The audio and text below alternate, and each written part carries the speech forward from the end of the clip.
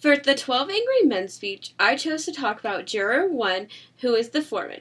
He's a very non confrontational person, just like I am, so that's why I kind of chose him because I know how it feels to say something and then have one speak over you, but you don't want to say anything to them because you don't like confrontation, and that's exactly how I am. So when he watches the confrontation, I notice is that he just stays back a little bit, and I'm more like that. I don't like to deal with people fighting and arguing. It's just not my type of scene.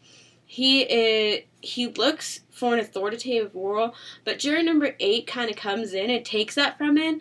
And I felt like that before when I try to be authoritative and take the role, but it feels like sometimes people come in and try and take it from me, and I'm not the biggest fan of that.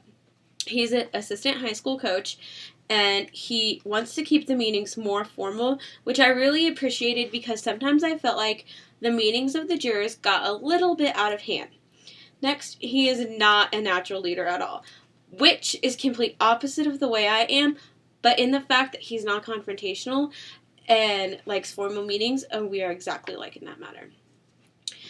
Well, in the movie The 12 Angry Men, in the story play, he actually votes guilty at first, which I found very interesting since he didn't really explain his reasonings a lot. He didn't really have much to say, but he does. He voted guilty at first, and then later on, when they kept voting and kept voting and kept voting, somewhere along the line, he ended up voting non-guilty.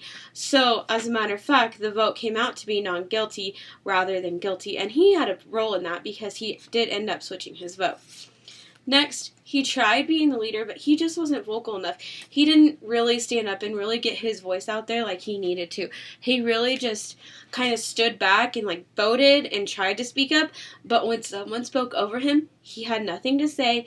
He didn't really put himself out there as much as he should have if he wanted to be serious about having such a role of being up there on the ladder with it. He, like I said before, he's non-confrontational, so that makes sense of why he wouldn't want to put himself out there more. He didn't have a lot of reasonings behind why he voted the way he did. I don't really think it was a very credible source to have him being in the jury because you need reasoning behind the way you vote, and you have to have some logic behind the way you vote. Otherwise, your vote, in my opinion, doesn't really make a lot of sense. And next, he excuse me.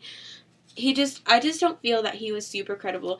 I like the fact that he did vote and he actually cared to vote. Unlike some of the other jurors, I just don't think they took enough time to really focus on the logic behind it. They put too much emotion in, and I think he did that, but I also think that he didn't know the story enough or really what went down between the guy who killed the other guy. And so I don't think he realized that this is a big deal. It is something that you really need to think about.